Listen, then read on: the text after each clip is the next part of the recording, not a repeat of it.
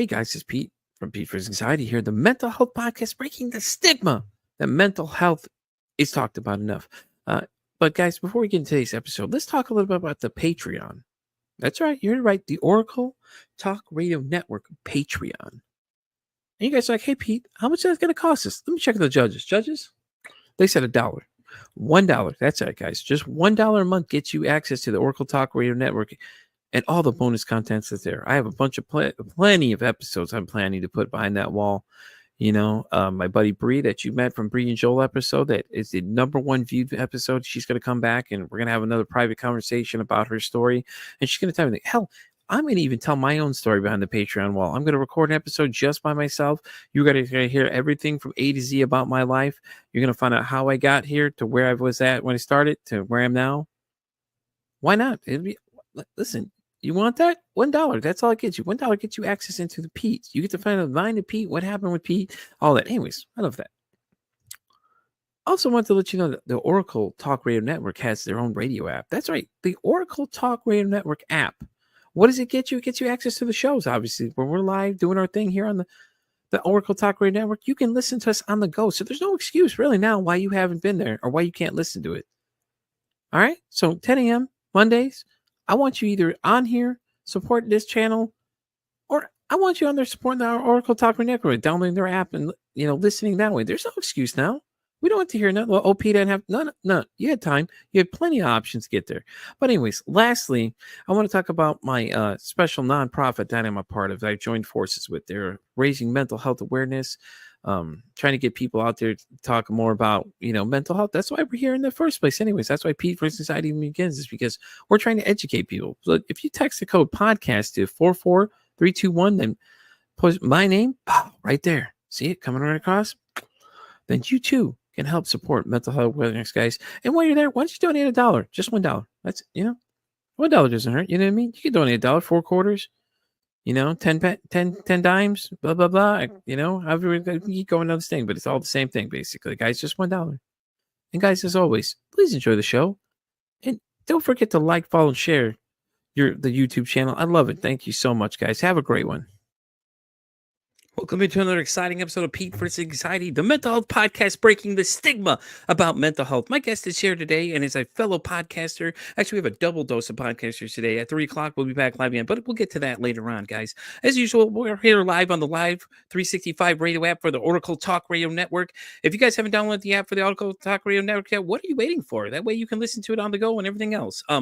Before we get started today, as usual, we're going to go ahead and play a couple of the extra shows here on Oracle Talk Radio Network, because without them, we wouldn't even be here today. So we're going to start off today with our good friend, the Mystic Whisperer. The Mystic Whispers podcast, hosted by the psychic seer herself, Nicole Gaspard. Each week, Nicole shares her experiences and views, as well as interviews guests. Tune in Wednesdays at 10 p.m. Eastern, 7 p.m. Pacific, only on the Oracle Talk Radio Network. Bookish Podcast, hosted by Emma Saylor, is a unique look at all things literature and is your radio book club. Read along as Emma takes us through discussions of her books of the month, and you can chime in and give your feedback as well. Tune in Tuesdays at 3:30 p.m., only on the Oracle Talk Radio Network. The Nerd Informer Podcast, hosted by Ian Harrowling and Tyler Johnson. An informative look at the world around us and expert discussions on some of the world's greatest mysteries.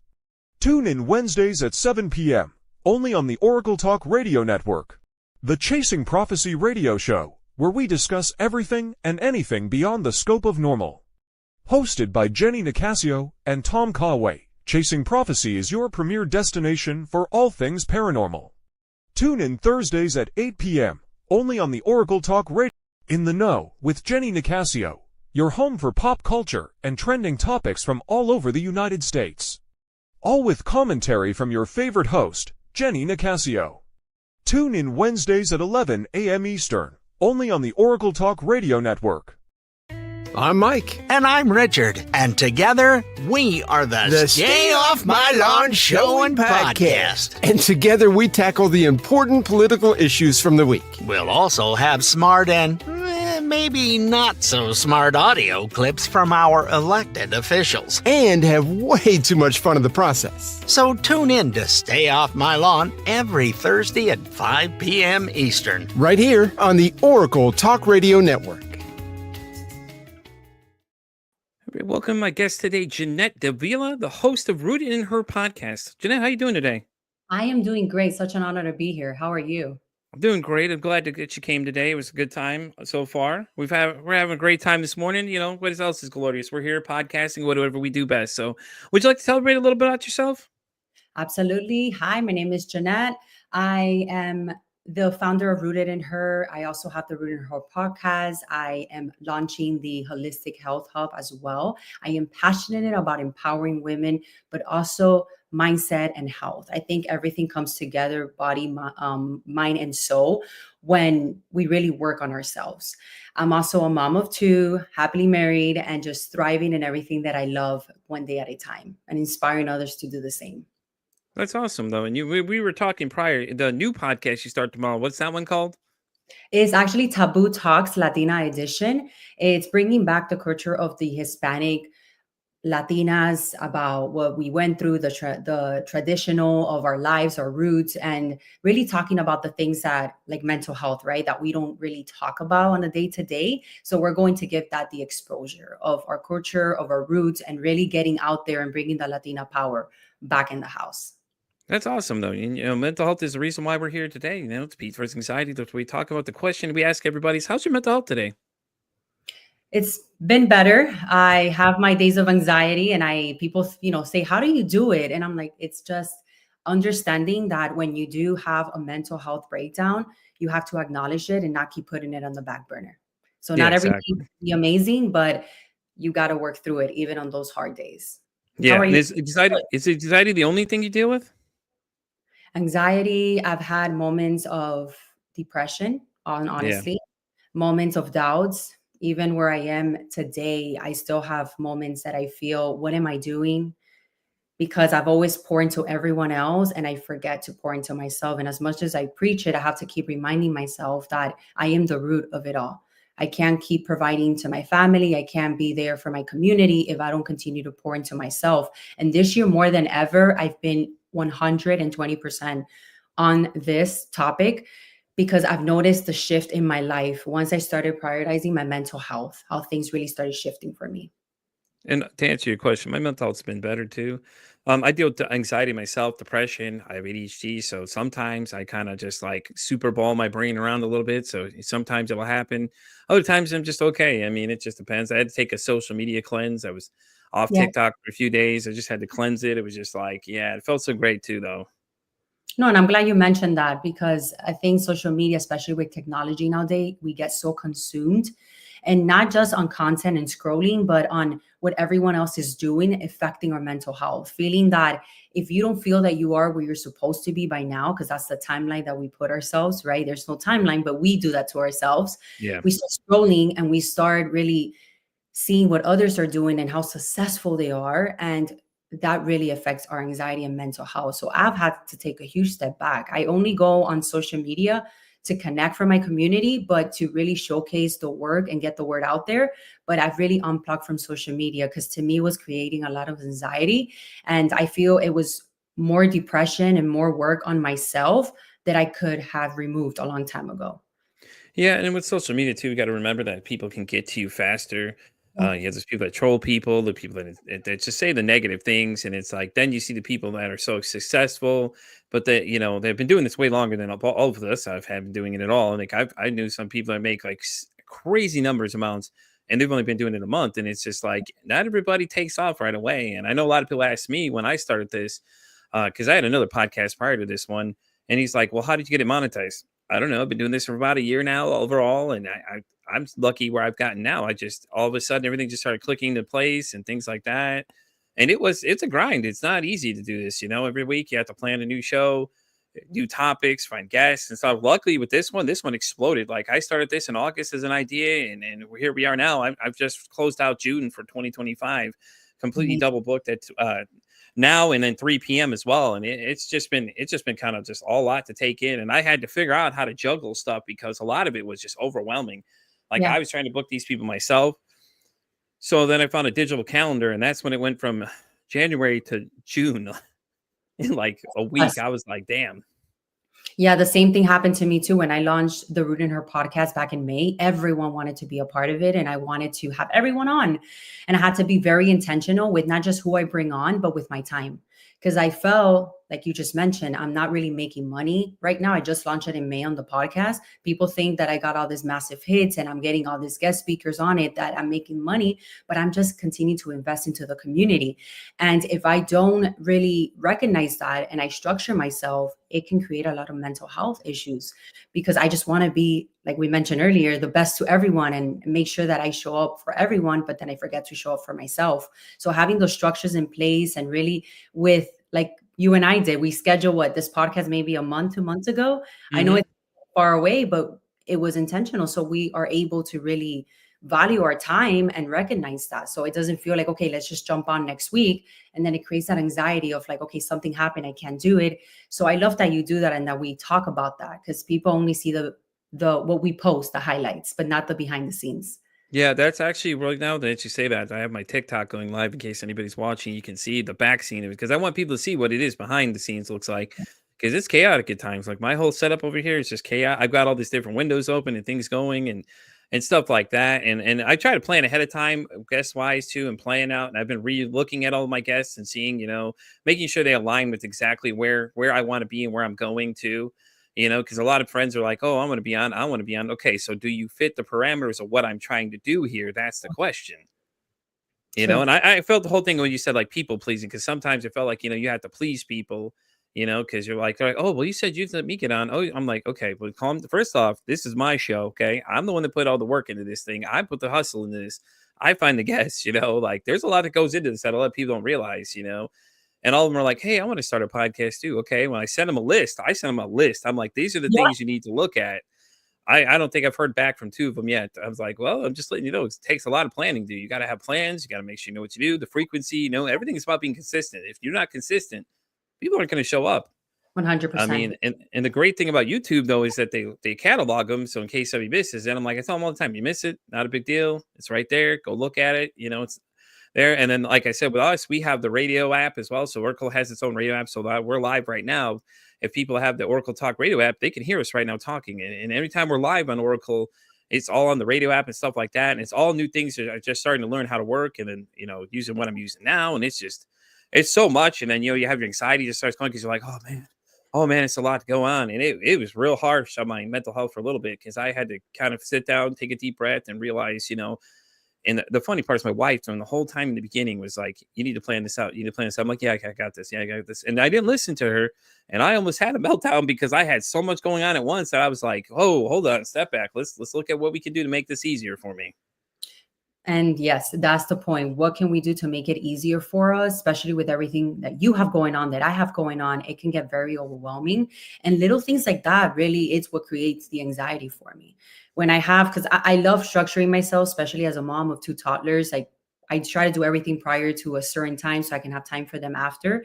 But life happens, just like you mentioned, right? And to me, when things start falling apart, that creates the anxiety, like, oh my gosh, my whole plan is out of the window. But I've learned to work on that, because Yeah. things are going to fall apart. And as much as you structure yourself, life happens, right? But it's important to work on our mindset and work on our mental health. So then when moments like this happen, we're easier and better to handle them. Yeah. Speaking of people canceling, I had somebody cancel like 30 minutes prior one time, and I was having a heart attack. I was like, oh God. Oh God. So I have a system set up now for other people that might want to be there. So I'm checking in with people a week in advance, like I did with yourself and a couple other people. And I'm just like, all right, if you're not going to be there, just let me know. It's not a big deal. Things happen. And because I've had people cancel at 3:00, and I'm just like, okay, it's not a big deal. Because 3:00 was the extra when I added. So if somebody doesn't make 3:00, most of the time I'm like, all right, that's cool. I'm just done for the day. I'm not going to sit there, waste the mental energy trying to figure it out. It's really not a big deal. We got the episode. We're committed to the daily, weekly at 10 a.m. 3 p.m. was just for the overflow of people that wanted to be on. I could always reschedule them if I have to, kind of thing, and it's all this decision making that I make on my own and things like that. And you'll get the whole, oh, well, Pete, you said I could be on. And it's just like, guys, I'm making the decisions here. Until you start paying me to be a part of this thing, then I make all the decisions. I'm Willy Wonka. This is my chocolate factory. Okay, understand how this goes? So, anyways, but in her rooted in her podcast, how did you start it? Is it something that caused you that you just felt like you want to hear people who felt heard more or anything like that? So about 2 to 3 years now, I launched the Root in Her community. I was seeking empowerment around me. I had friends, but really didn't understand me. My family, it's like family and friends are not those who can support you or at times can really help you on times of need, just very few people. And I was going through a mental breakdown. I had just become a mom of my second boy. I was on the online space, I was always empowering and coaching others. And that time I was working on mindset coaching. I was also helping and selling products online so I can continue to be a stay-at-home mom as well. But something hit me one day that I just couldn't breathe. And I knew that was the anxiety of like, there's something happening within me that I'm not taking care of. And as soon as I hit rock bottom, I said, my boys, I have to keep moving forward. As much as I had the support of my husband and, like I mentioned, a few friends around me, I knew I needed something else, something much bigger to help me break free from that. I started researching for a community around me, but everything was always attached to a product or a service. Like, oh, you only have the community, if I was doing this a specific role, but not really to empower women and to share our stories from trauma, fears, and aspirations, to know that we're not alone. And I started thinking about it, praying about it. And overnight, I was like, Rooted in Her just came up to me. And I came up with also the quote that says, everything you've been searching for has always been within you. Every hope, dream, and desire, it's already rooted in you. Now it's our job to dig deep and release it. And I got goosebumps and I said, this is it, right? I know that I'm not struggling alone. I started hosting monthly events, and then it got too overwhelmed for me once again with the anxiety, mental health. I'm doing all of this out of pocket, right? With the support that I do get from the community. And I said, I need to now take a step back. And I started doing it quarterly. But it continued to be demanding because people were now looking forward to quarterly instead of monthly. So then I started the Facebook group. From there, have the What's Up chat. I started with the Etsy and Shopify store with empowering gear. And the Rooted in Her podcast is something I wanted to launch, but I knew that at the time that I launched the actual community, it wasn't the time to launch the podcast. I had so much going on. I was still working on my mental health. And early this year, I went through a transition of my life that I started letting go of toxic friendships. I started letting go of things that no longer serve me, and things started opening up for me, opportunities. And that's why I really preach that you have to really take care of yourself and heal in order for opportunities to come to you. Because sometimes we just wait for them. We're like, oh, I'm such a good person. I have a great heart. Why is this not happening to me? Because we keep repeating those patterns. And that's why we're not attracting the things that are meant for us. And once I started really this year being intentional with what I want, where I'm heading, and truly pouring into myself, that's when I said, okay, now I am mentally ready to launch the Root in Her podcast. So that was something else I added to my plate. And I launched it in May. And within 2 weeks, I had 6,000 clicks. And to me, that was huge. I didn't know. I was like, 6,000 clicks is really good. Let's listen. That's amazing. Excited. Thank you. And I started Googling. I'm like, is this a pretty big deal? I was really just excited to even get 20 people on there. Right.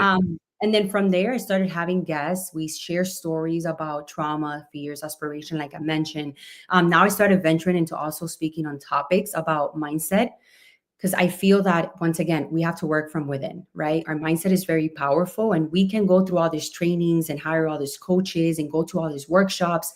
If we don't really work on ourselves and on our mindset, we're going to continue to repeat those patterns. Yeah, those are all great points too. Because, but damn, 6,000, like that's insane. I think that's pretty good, honestly. Me, I get I went from 10 to 46 people on YouTube now, subscribers.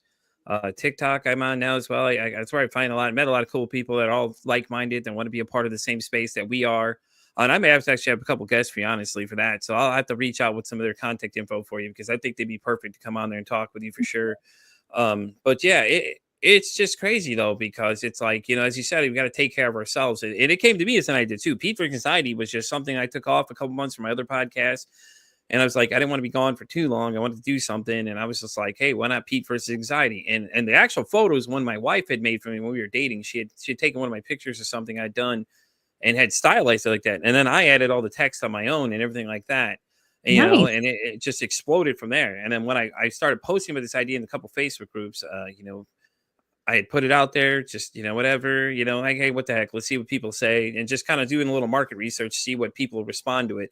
And it was just like, boom, boom. Like one day, I think one day I had like 56 responses. I was like, damn, okay, well, maybe I got something here, And then the gentleman, Tom, that is one half of the network here. He had reached out to me. He actually runs the show, Chasing Prophecy, him and Janine. Then basically they're both there, and he reached out to me. He's like, hey, you want to do a Microsoft team meeting? And I was thinking, like, this is gotta be a joke. This ain't real. This can't be it. I was sweating it because I'm like, I don't know anything about this stuff. And then it was him. It was literally him sitting there talking to me in the same setup you see in some of those videos, the commercial, like, the whole brick background, everything there. And it was him talking to me. I was like, this is so surreal. What's going on here? He's like, hey, Pete, I want to offer you the opportunity to join a new network for smaller podcasters. And things like that, and I was like, "Whoa, is this real?" Like, I like somebody pinched me, like reality pinch. Like, my anxiety was so high in the interview too. I was just like, you couldn't tell, but I was sweating bullets over there because I'm like, "Is this dude real? Like, is this a It real was a thing?" good anxiety though. Yeah, it was like, it was crazy because I was like, "Is this a real deal?" I was like, "Oh God, this guy's talking to me," and he's like, "Well, there's opportunities you can invest and make money off a percentage of viewership, things like that." I'm like, "Well, start with the free model." And then, go from there and see how this thing takes off. Cause I didn't know if this thing was going to go or flop, cause you never know, if there's failures in life, you got to fail to get back up and try again, and my first podcast was okay at first. And then I just kind of lost interest after a while because I was just like, it wasn't going the direction I wanted to. So after I'd done an episode of men's mental health, it just really started shaking something in me because it was just amazingly crazy stats. I was finding out that people in my age range are the second highest to just off themselves. And I'm just like, wow. There is a problem there. If that's a statistic. Yeah. And then 2 weeks ago, I had a person that was talking about, addiction. And she said that 2% out of 90 out of 100 are actually making it out. I'm like, it's insane. 2% of people only making it out of recovery. This is nuts because usually what starts the whole addiction problem is that they have a mental health issue and they're trying to medicate to fix the problem. And then that's when the addiction starts. And then it just starts feeding one or the other. And it's just like, whoa. And then this show, like I said, as I'm going, people are hearing these different people's stories and going, well, now I want to come tell my story because I heard somebody else say it, and things like that. And it's great. It's been great. I get to meet new people every week. Different people, different walks of life. You hear crazy stories. We heard a bunch of different stories on here. We had a woman tell us that she was dead for 5 minutes and telling exactly what it's like. Just give you an idea. I had a guy the first week was my PTS military guy, was saying that he has such bad, I forgot what he said. He has such bad PTSD that when he leaves the house and comes back just say go to the store, come back, normal activity would be fine for anybody. He is so drained. He's like, yeah, I need to take a rest after this. And it's just crazy because it's like people just hear the words PTSD, they hear anxiety, they hear borderline personality disorder, you hear schizophrenia, all these things. And they're just like, okay, well, I saw it in a movie. This ain't a movie. This is real life. Like, these are real people dealing with these things. So that's where more the demand came for this is like, we need to start educating people on this, start telling them what these things that people deal with. This is what it's like to have these things.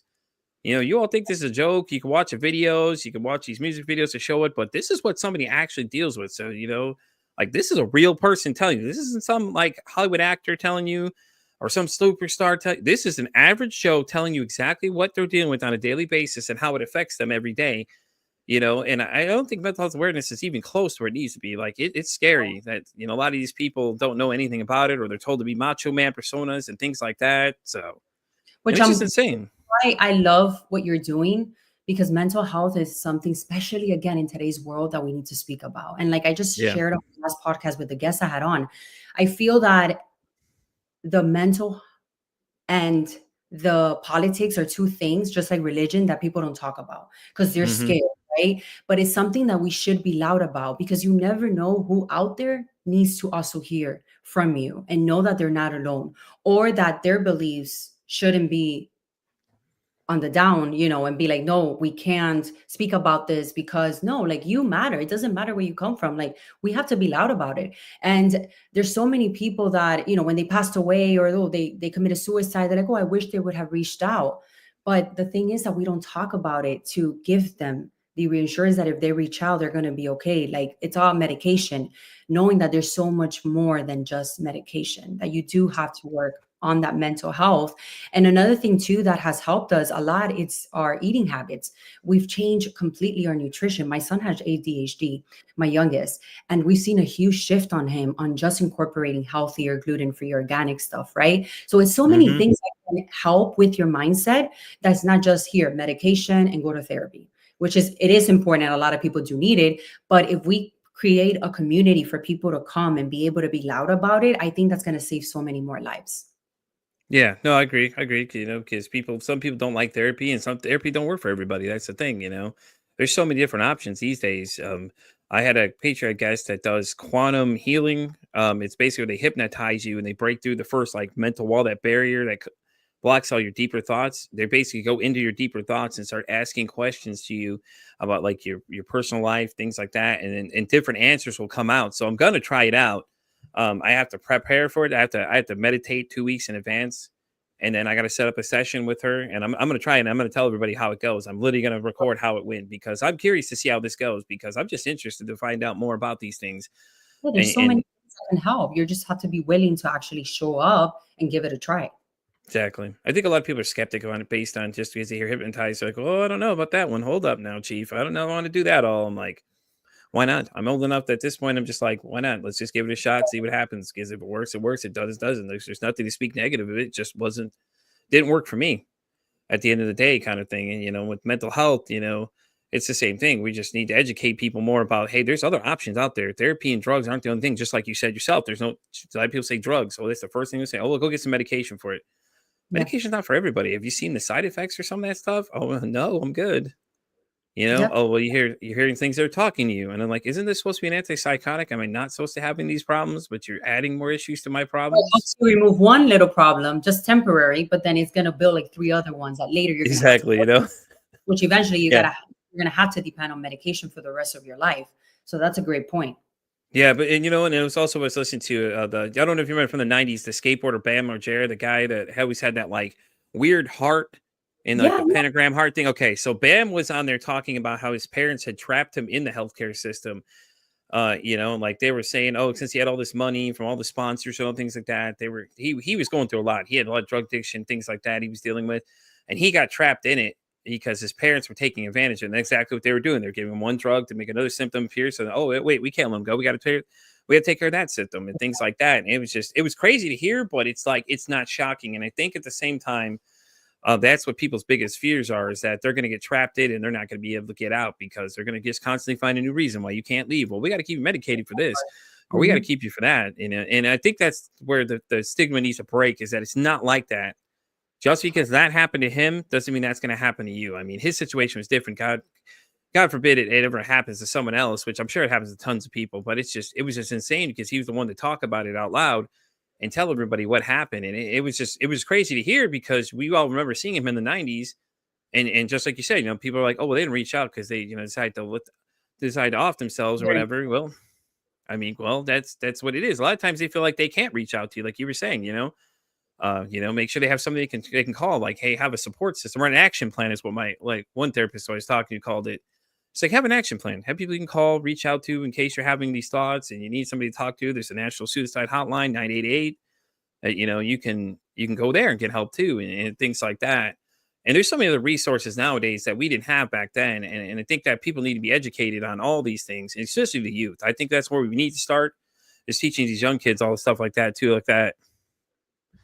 And all that other kind of stuff like that and things like that. And it's someone here in the YouTube channel says, people need to listen to the comments of people and their body language, which is a great thing. Is if you know how to read their body language, a lot of times you can tell, you can read certain things about people, like, hey, they start to act a little standoffish, or they say they're okay, but are they okay? And it's like, you start to wonder then, are you really okay when you say you're all right? And 90% of the time it's the case that they're not, really isn't.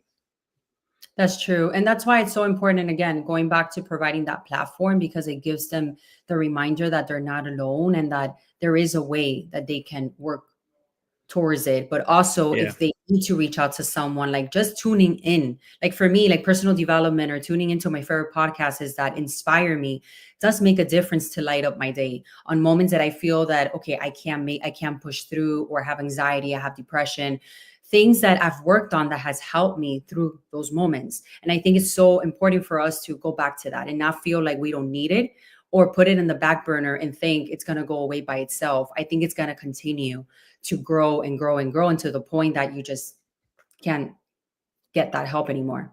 Yeah, no, I agree. And then it's like, sometimes you've already, it's already too late for some of them. Or you've had a lot of Yeah. people say, well, I wonder what they're thinking. Like you said, what were they thinking? I can tell you what they were thinking because I've talked to a couple people about it. They said that they feel like they're not being known. They feel like they're just there. They feel like they're just existing to exist, or they feel like they're all alone, which, that's the whole thing, is that you're not alone. Unfortunately, I'm sorry that a lot of you felt that way. Yeah. But this show is right here. Like, there's tons of people that come on here. You can reach out to any of these people that have been on here, and they'll like gladly respond back to you and let you know, and things like that, and all that kind of stuff. And it's just crazy. And like you said, you started the Facebook community to start building a place where everybody can get together and connect and things like that. And that's like how this whole thing started. Because I was like, well, maybe I'll start a Facebook group and just see how it goes. And I was like, maybe I'll just start a podcast. I wonder, I think people want to be heard. And a lot of people do. A lot of people's Yeah. stories want to be heard. And they hear other people's stories. And then the domino effect keeps going of that, hey, I heard that person say their story. Man, I feel empowered to do it. And that was my last week's guest. He actually watched one of my other people that were on here and said that, man, him and his girlfriend were both inspired to wanted to talk about it. And like, Oh, yeah, man, that's crazy. And then he also started stealing my phrase of, how's your mental health today? Because he said when he asked somebody that, the response was the person's like, damn, I really thought about that for a minute. Like, he yeah. didn't just ask how I'm doing. He said, how's my mental health? Because then it makes you think. You're like, whoa, hold on. Wait, how am I feeling today? And I love Kind of like a self check. that you mentioned that, because I was just thinking of that the other day. We usually just text to people, or we just come across them and we say, hey, how are you? Good, good. And you good. We go on with our day, right? But have we really reflect on that? How are we doing? And I read that Exactly. on a book that really got me thinking, that I said, it's true. But when you ask people, they just go, I'm good, I'm well, but we don't really acknowledge the next question. We just go to the point. And Exactly. switching that concept, I think it's going to help so many people come across it. So I love that you start with that, because it does keep you thinking like, good. I mean, I think I had anxiety, but I'm better now. Like, you got me in shock, right? I wasn't expecting it, but it's true. I woke up this morning with so much anxiety. Nothing was going on. It was just how I woke up. I guess so much processing. Mm-hmm. So I had to take a minute and reflecting on your question. Yes, I had the anxiety. I feel better now, but it's good to acknowledge that it was okay, that you passed through it, you had it, and move forward, right? Yeah. But not continue to put in the back burner and thinking it doesn't exist. Yeah, exactly. And that's the problem. I think we put a lot of things on the back burner, like our own self care and things like that. Like you've mentioned, self care and things like that. And I get excited before they even start the show 90% of the time. Like, I'm nervous as hell, again, but once it's go time, it's go time. Once I get into it, and I've had people on that air, you can watch them go from really stiff and they just slowly start opening up and things like that. And they're like, oh, it was so great. I'm like, how did you like it? They're like, oh, I loved it. I've had few people say, oh, well, I don't know if I'm going to say much. I had the episode where I had two people on at the same time, and the guy in the top box, he was like, at first, like, well, I don't think I'm going to say much. And then he started really contributing to it. And it was like, well, how did you think, man? How'd you like it? And he was like, I love it. He's like, I love it. This is great. And my third week, my week when I guest Brandy Luke, she was the same way. She was like, at first, she was like a little nervous, and she's like, but then after that, it was just like talking to a friend. I was like, that's what this whole thing's about. We're just having a conversation. I am no expert by any means. I don't know anything. I know as much as I know, and I try to educate myself. I got, a psychology book to my left. Actually, here now I'm reading about different personality disorders and things like that, because I want to know more about these things. Absolutely. And I'm generally curious to learn, like, everything I can about people. So that's why I'm doing a Patreon actually series of different conditions people have, so we can educate people on what these things are that people deal with. And obviously it manifests in different people in different ways. So, I'll have multiple people come on with their different diagnoses and stuff like that and talk about it. And it's the great thing about it is just like, I'm just there to hear you talk. I'm not here to judge you. I'm not an expert. I'm not here to tell you what to do and anything like that. Just, I just want your story to be heard. I want people to know what you deal with on a daily basis. And you can answer the question, how's your mental health today? And then it just goes into the whole conversation about, what it is they deal with on a daily basis. That way, in case people start seeing these little things, they were like, oh, okay, they'll better understand what it is and stop being so scared of people thinking, oh, they're schizophrenic, so instantly they're crazy. I'm like, it's not always the case. Calm down. I think you're jumping the bit here a bit. Oh, they're bipolar, so they're really crazy. Hmm. But Are they really though? that's a good point. Yeah, especially reflecting on people's highlight, what they see. Going back to my roots, they see everything that I've accomplished and what I built with the community, and they think I have like this foundation of a friendship that I can fill up the house. But really, I don't. There's a few people that I really trust that I know that if I reach out, they're there for me, or they think of me randomly and they send me random messages or like random reels. And I know it's just the thought of them thinking of me. But to me, it was just knowing that I'm providing that space for others, but also hearing their stories, reminding me that, okay, I'm not alone. So Yeah. it's very important for people not to always judge on what they see, because everyone is dealing with a different battle. And I still deal with it. Even in moments that I have built what I've had today, I still feel lost. I still feel discouraged at times, or I feel as, my anxiety, depression comes, but not as often. But now it's just being able to manage it and work towards it because I'm recognizing it, which is Yeah. important as well. Yeah, identifying is a big thing too. You want to identify what it is exactly. So even if you do go see a therapist just to get a breakdown of what it is they feel you have, get a better idea how to attack the situation. Because if you don't know, then how you gonna fix something or know what path to take and what works better for you. And I think that's what people need to understand is that it's okay to talk to somebody that knows it better than you, because then they can explain to you exactly what you're dealing with. And then you can go do your own research and look into things. There's tons of stuff out there that you can educate yourself on, different psychology books and things like that. You could read into some of the disorders you deal with, and certain personality traits that you may not even realize that you had. Like I got a friend named John, and he just recently found out he was bipolar and didn't know anything about this until I think he said September of this year. He didn't know about it until then, and he's been Wow. dealing with it since then. And he's gone through a crazy path, and I'm trying to get him to come on, but he's not ready yet. So when he has the time, he will definitely be one to check out, and I will sure let you know when he's going to be on here so you can check it out too, because it's going to be interesting to hear, because he said he's been misdiagnosed for years and things like that, and then he is just now starting to deal with it. But if you don't identify what the problems are, how are you going to address the issues? I mean, because a lot of this stuff you can fix with a different mindset and just learn different coping techniques and stuff like that. And I like with my anxiety, I have an anxiety journal that a good friend sent me that is basically what it does. It takes you down one page, and as you get to the other one, it refocuses your mind. And by the time you get to the end of it, it's like you feel so much better. It washes away and things like that. And I've had panic attacks and things like that before. And people just look at me and go, "Are you okay?" And I'm just like, "Yeah, I'm good," because I don't want to tell them what I'm dealing with right that moment, because I'm not sure how they're going to react. Because a lot of them will start freaking out. It's like, I don't need you to freak out. I'm already doing that for both of us right now. Yeah. I You know know, it's not to mention I have diabetes and everything too, and it's like, and then that thing too, and that's a whole nother story going on. That thing is just like, I hate how people just treat you weird when they hear these things. It's like, educate yourself a little better and understand you're making me feel weird now. Like, I know what I have. I'm dealing with what I have. Just understand. I'll tell you if there's a problem, or you can see if there's an issue. There's an issue. I'll tell you. I may need a second. And I've had a situation where things got out of hand pretty bad. I was with my wife going out of the east side of Dallas when I came out of there, and I had a situation. I just went completely limp. I was real heavy and everything like that. And my numbers went so high that I was basically going into a coma, a diabetic coma, basically almost. And I was like uncoherent and things like that. But anyways, what were you saying? I'm sorry, I cut you off. No. I love that you share that, because it's so important as also a man perspective for other men to know that they're not alone. Us Yeah, women tend to be loud about it and encouraging and supportive. But I feel like as for men, they don't have that outlet, right? Of like when moments of doubt or discouragement, they have to tough it up, right? Because they're the men of the house. They need to figure it out. And it's so important that you're being loud about that, because I yeah, wish there was more men speaking up like you are and creating this platform for other men to log in and get to feel like, okay, well, I'm not going through this alone. Or if I know someone that's going through it, how can I support them? Because people tend to, like you said, freak out, and they tend to paint the picture of they don't want to touch it, or they don't even want to acknowledge it because they think it's going to make it worse. But it's just being there for them and understanding them and giving them their space, because anxiety, stress, and all these levels, really, it works. Everybody deals with it differently. yeah, And that's what people don't know. Like you said, educate yourself. They think it's just all in one solution, figure it out. It's going to be okay. And going back to put in a back burner, because I've been one of those that been doing that for so long, thinking that it's going to go away on its own until I was really intentional with it. So creating a platform for others to feel that they're not alone, similar to what I'm doing with Rooted in Her, I cheer you on for that, because I think it's so important, especially in it's today's world. especially with men, like you said too. There are a couple out there I've met so far.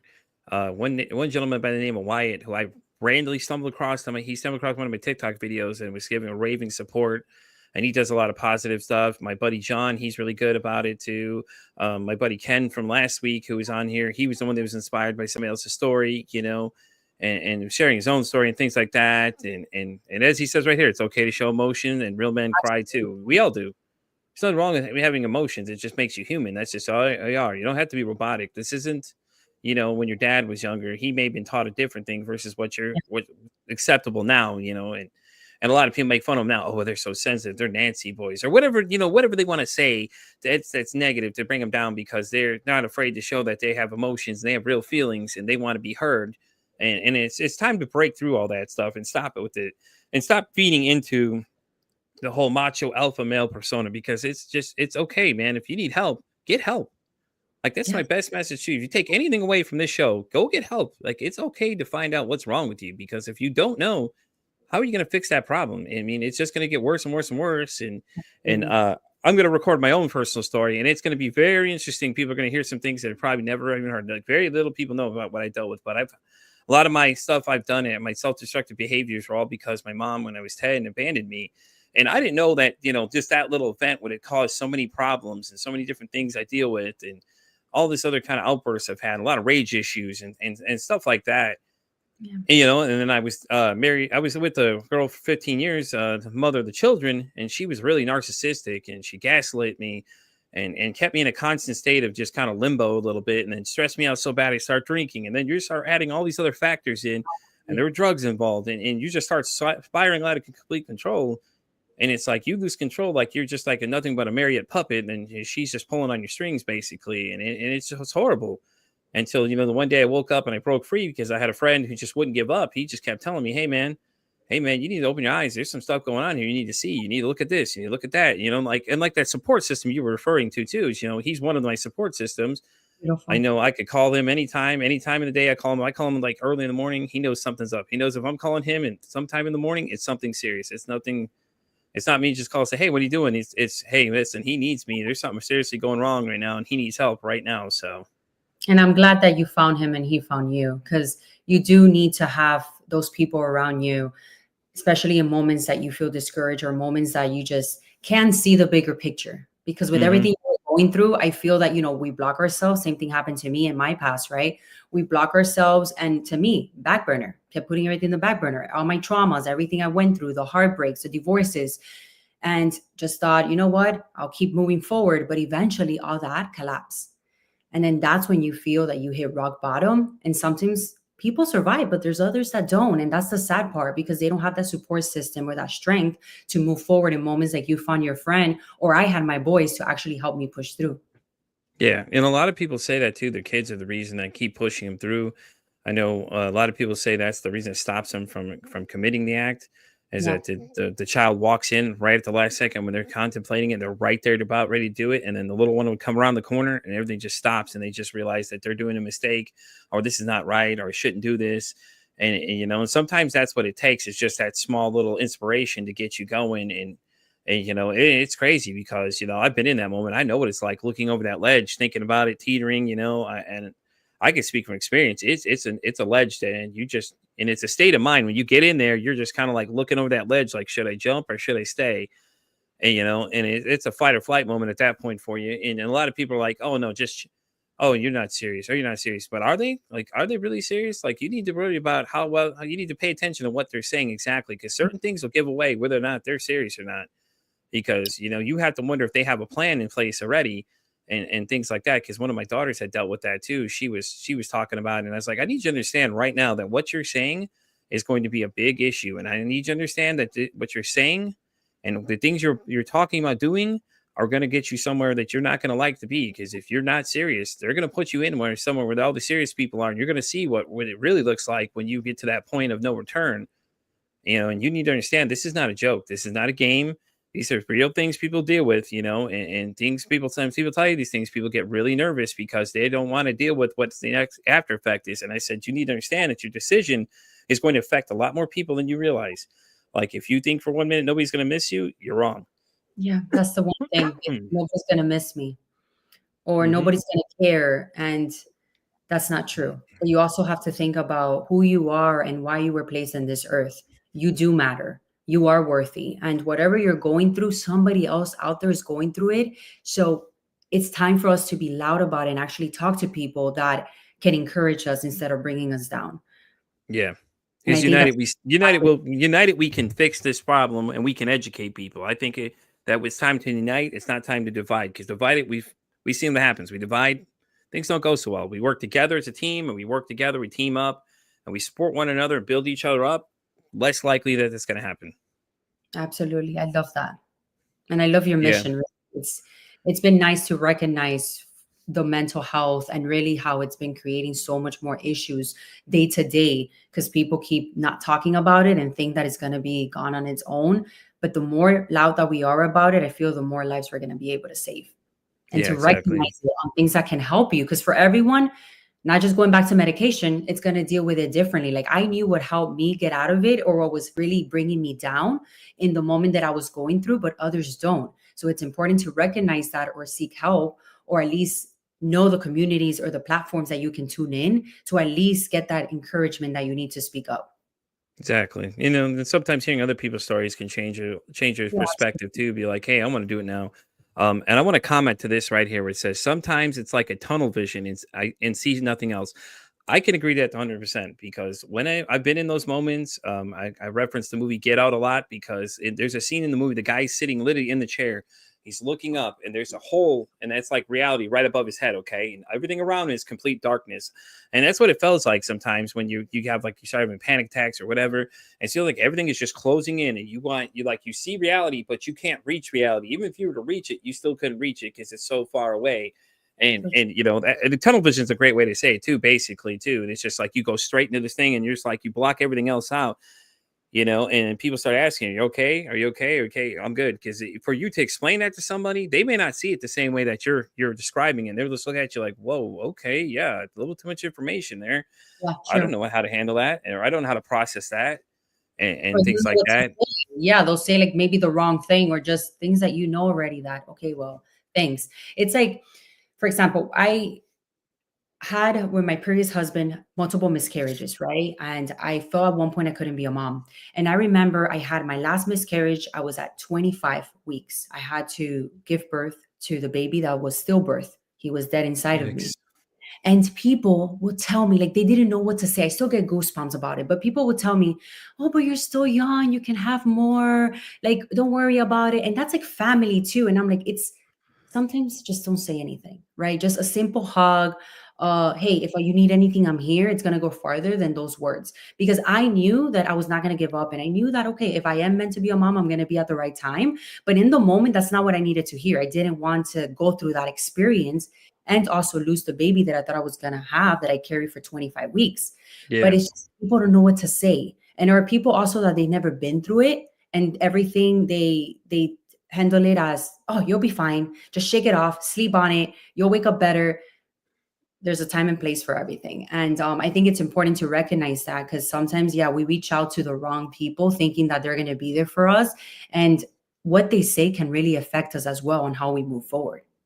Yeah, yeah, and to touch back on your point of saying nothing, the great Jim Ross, which is a wrestling icon, basically, Jim had said when he lost his wife, he said, "Listen, I don't want to hear none of your shit." He's like, "I don't want to hear about your effing problems. I don't hear none of that." He's like, "I just lost my wife, man."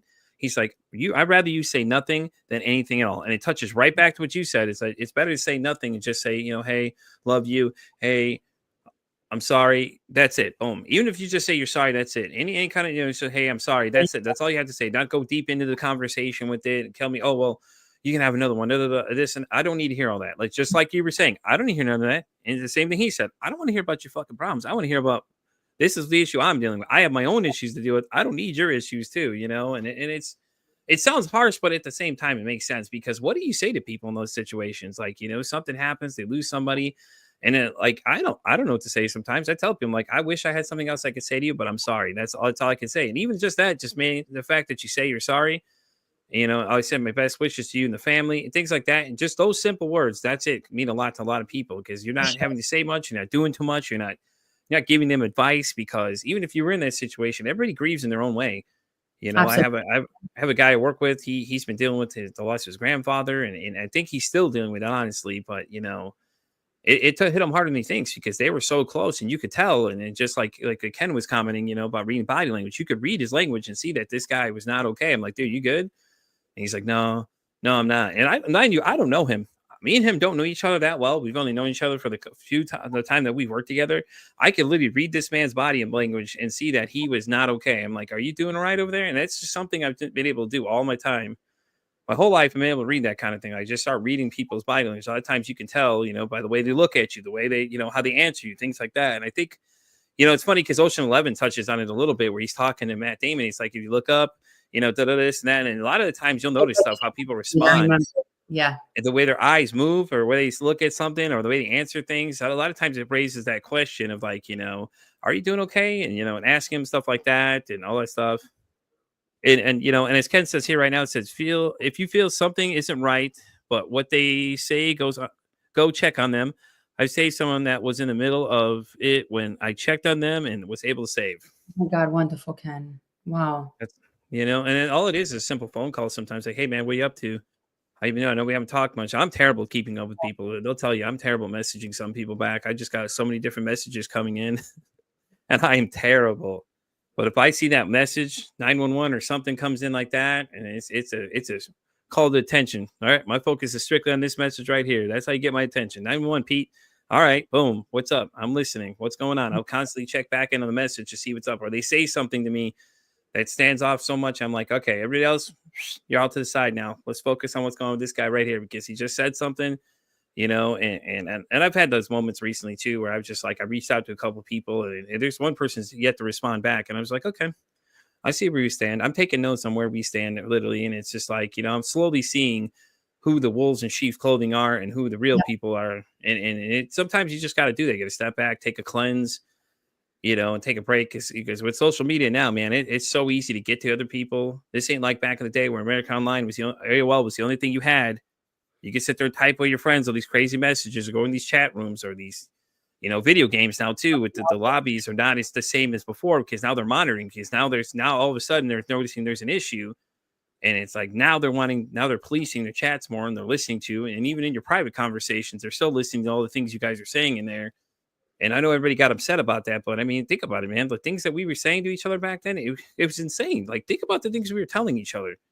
Like, we're telling each other off yourself off. We're going to, you know, sleep with your mom, this and that. All these crazy things that just come out. And it's any age range. Like, I'm talking 10 to grown men in there talking to little kids the same way, and the kids talking the same way. And it's just like, you know, some parents really need to go listen to what these kids are saying to each other. And on the same side, it's not always the kid's fault. The adult in the room needs to act like the adult and not tell a little kid, you know, I'm going to come over there and burn your house down and all this other crazy antic things that you're saying because it's a game. Like at the end of the day, it's a game, you know. And I had a bad time when I did too. I apologize. I was one of those people that said some wild things back then. When my name appeared in that chat room or that lobby, they were looking for me to say something wild. And usually I was the one that did it, so I can speak for experience. But I feel like back then life was a little bit different than today, even though, you know, talking about mental health, things just keep getting worse. But when it comes to like how I grew up, AOL Messenger and all these little, you know, things that I look back and I'm like, man, and I thought my life was bad then. You know, things that we took for granted. In today's world, I feel it's different now. It's more the harassment, you know, the torture, the bullying, especially in schools. Like I just got invited to school next month, and I'm so looking forward to it for the first time because I feel that the young generation is really the ones that need to be spoken to, not just about anxiety, mental health, but about really recognizing where they stand and who they are, because a lot of the kids don't have that support at home. They either have busy parents that work 24/7 to be able to provide, or they have the bad influence as well from the friends that they hang out with or what they're being taught, right? So I think it's really it's good to start creating that platform right now as well, because when we grew up, it was a little bit different than what it is today. It's rougher. Remember, we always say we survived the 90s, and people are like, oh, that's not the case. I'm like, okay, you didn't grow up in the 90s. It was a whole nother ball game. You got away with a lot more things than you could right now that you currently can. Like TV's more censored now. Back then it wasn't. The cartoons we watch are more censored now. Back there they weren't. And a lot of the ones I used to watch are like TV 14 and above because some of the content, it was just outrageous the way things we got away with. And slowly, little by little, we just start realizing that a lot of this stuff isn't okay. And everybody's like, oh, well, they're just sensitizing everybody. No, they already desensitized us a long time ago, man. When you're watching like, Predator at 5 or 6, I mean, it opens eyes to things real quick, man. Aliens and all the other crazy movies that you could watch back then. That is so Freddy true. Krueger. My husband was just talking about that because my kid's been wanting to watch Deadpool, but we haven't put it on just because, we haven't had the timing. But we were like, oh, but Deadpool has a lot of blood and this. He's like, well, I grew up watching this and this other movies you just said. So I don't think what's the deal now that the kids are watching a little bit of blood and stabbing, but it's just because of the world that we live in now. Oh, the So language in that movie alone. Yeah. it's different. But yeah, growing up, I saw all of that and all like porn and all that stuff in the movies. Yeah. And now, Showgirls was our big one at that time with the girl from Saved by the Bell. And it's like you see all these people, and they're doing all these movies, and it's like movies influence a lot of people, man. How do you think people got their entertainment back then? We didn't have all the video games at the level we did then. Like Sega was still coming out and Super Nintendo. None of those had online access yet. Well, I mean, Sega did a little bit, but it was more because they had a subscription-based thing, but nothing that you could communicate with other people. When the PlayStation came and those started coming, then it started getting close to, then, hey, look, now we can get online and talk to our friends, and we can play online with our friends, and, we don't have to go to someone else's house to play. We can sit there and we can connect over the internet, and we can play games together now. And to now where you can basically share the screen with somebody else, a game you're playing across the world and things like that. it's so And different. Ken's point here is he said the 80s and 90s, we raised ourselves. We did, honestly. My mom would kick me out of the house most days, and we'd go out and be outside all day. We didn't stay locked up in the house at all because she was like, nope, you got to go do something else. Come back when the street lights are on.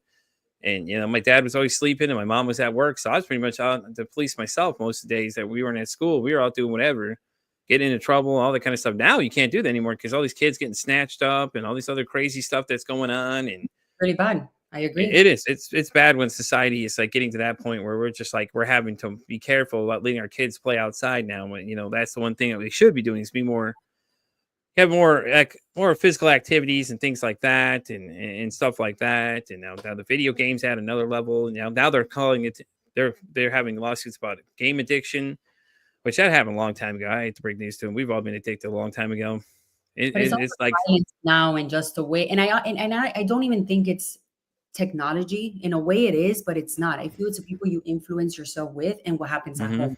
Like you just mentioned, with what you went through, we all went through something, right? And I feel that that really, like I went through a very intense trauma, growing up with my stepdad, and I've never openly spoken about it, right? But that's always been in the back of my head. And growing up, I've always had that, right? Like that anxiety, that moment that I reflect on. And that has really molded me and has, in a way, I've had to really break free from what I went through, right? And worked on it. But if you don't have that support or you don't have that strength to do it, that can carry on and carry on and carry on. Like your friend, you had that moment, like, okay, that aha moment, but some people don't. And they use it in a way to like go into schools and do all these things that you see now that you're like, what was that person thinking? But you don't know that it was already in the roots, of everything that they've been going through. That it's not justifying what they did, but going back to that, the importance of building that community, that foundation of really recognizing this stuff. Yeah, and it's funny you say that to go into schools and stuff, because the one in Tennessee, the kid's dad was the one who knew exactly what the kid's mindset was. He bought him the gun, regardless of the fact, knowing this kid had evil intentions to do what he was going to do next. And, and I've had a guest on my audio side of this podcast. She was a Columbine school shooter survivor. And she was describing it as she was literally in the library with this guy, one of the shooters. And she said, I could see the whites of this dude's eyes, and he was dead inside. Like when his eyes were glossed over and everything else. And he was trying to convince everybody, oh, it's okay. Get up. There won't be nothing happening. Oh, no. I just watch you just pop somebody right there in front of me. And no. And I had no idea this was even what she encountered, because she said she was there, a part of the situation. Didn't say I was in the library sitting there laying on the floor underneath a bunch of chairs, and the guy sitting about 6 feet away from me, standing there holding a firearm. And I'm just like, what?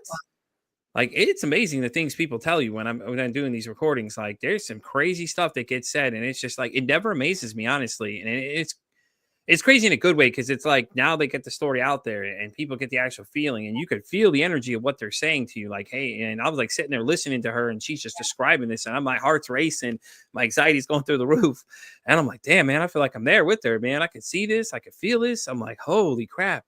And she's like, yeah, I can see his eyes, and I'm like, You know, it's like the real life version of a horror movie, but this is Yeah, somebody's real life though. It's just insane. that's the scariest thing. My heart is just beating thinking about being in that moment Oh my because god, you yeah, don't it know was until you're there, right? yeah. And oh my gosh.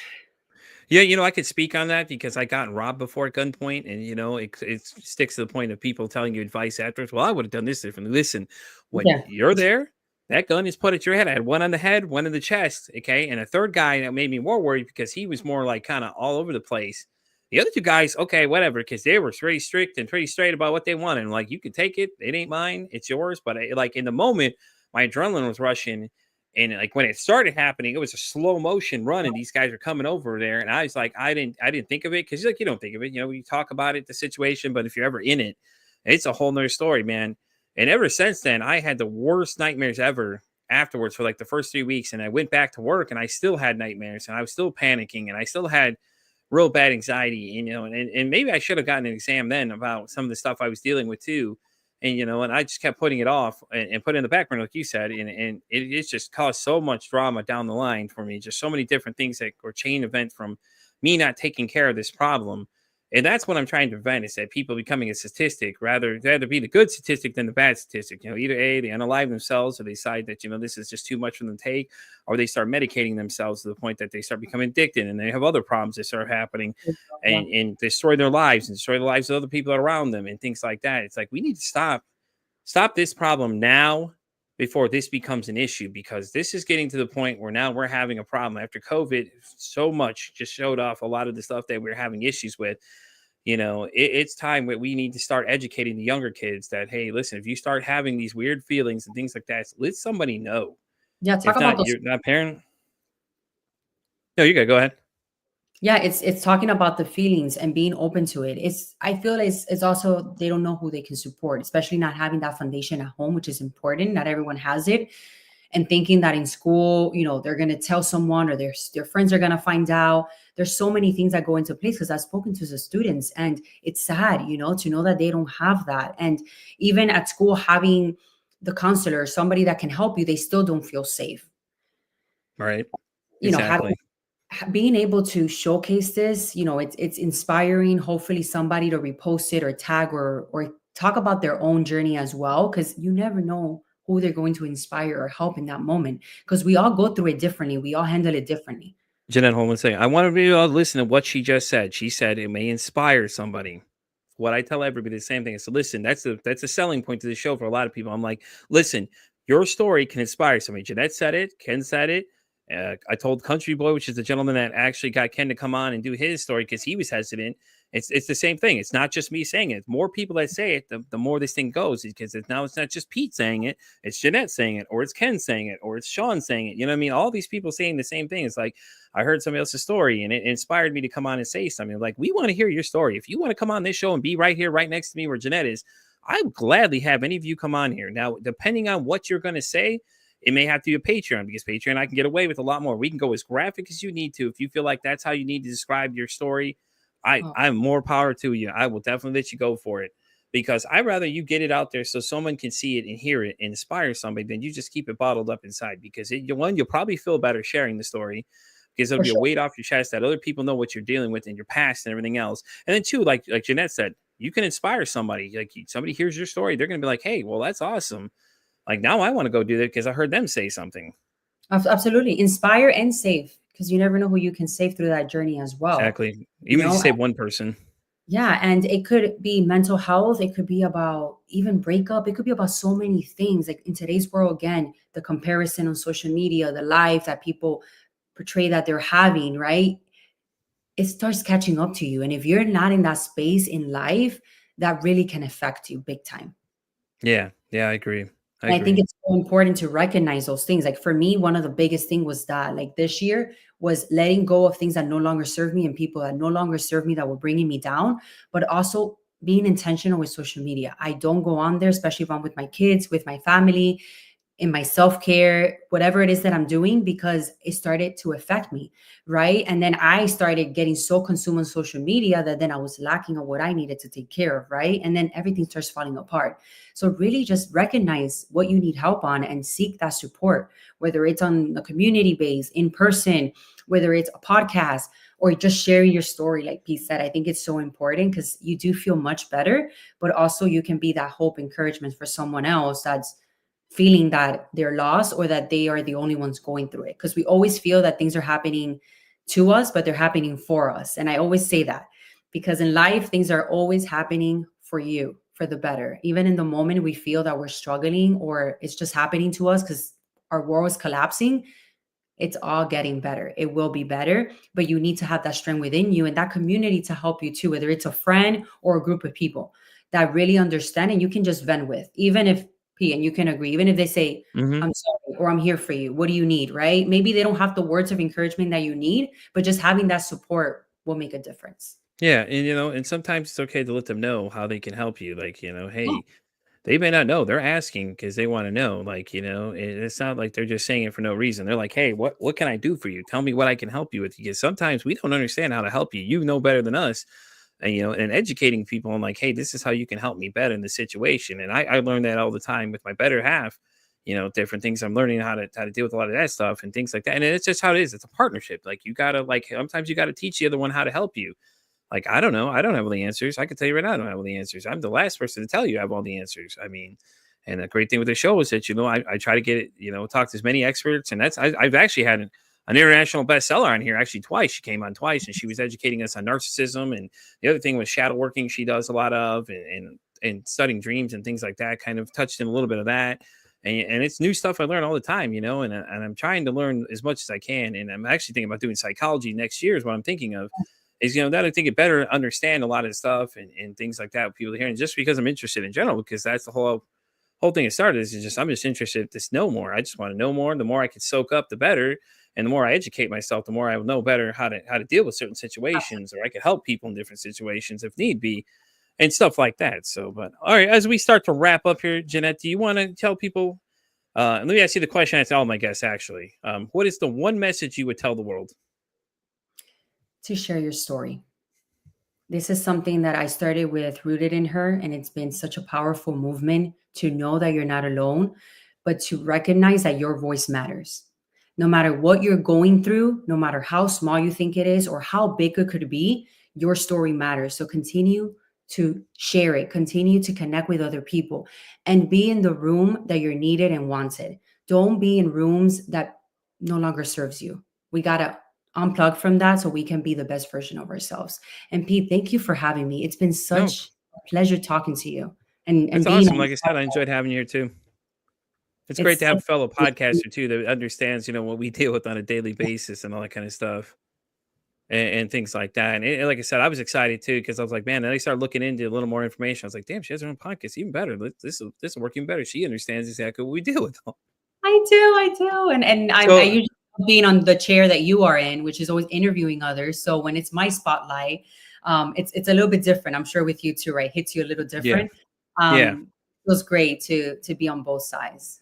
Oh, definitely. And I'll definitely check out your new podcast. Send me the information for it because even if I'll definitely support it regardless, even though I don't understand most of it. If it's some Spanish or whatever, whatever, man. I'll be there. I'm going to just support it, man. I might as well, because you got to look out for each other because we podcasters need to look out for each other, especially people are like minded about mental health and all that kind of stuff and things like that. Did you want to plug any socials for anybody where they can find you? I know you're on YouTube. I know Rooted in Her is on YouTube as well, right?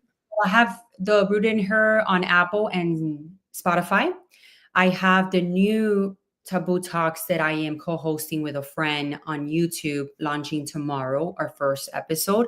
And my Facebook is Jeanette Miranda. I also have the Facebook group, which is Women Empowerment Rooted in Her. And my Instagram, which is mine is rooted with.j.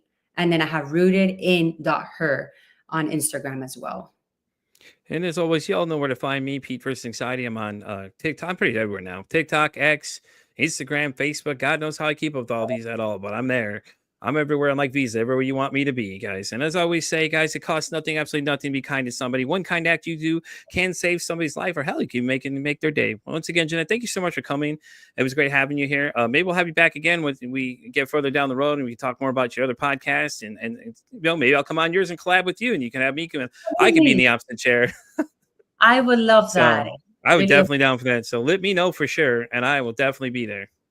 Thank you. We'll be So connected. We'll stay in touch. And again, thank you so much for having this amazing platform and for having me on today. It was a pleasure. I appreciate it so much. It was a pleasure having you as well, guys. And as always, you know where to catch me. We're at Pete Fritz Anxiety at YouTube, guys. We're live 10 a.m. every week, Central Standard Time, 11 Eastern Standard Time. And I will be back at 3 o'clock with my other guest, the host of the Psychic Gym, Miss Vanessa Perry. And if you all remember, she was from week 3 where we had a disasterful week.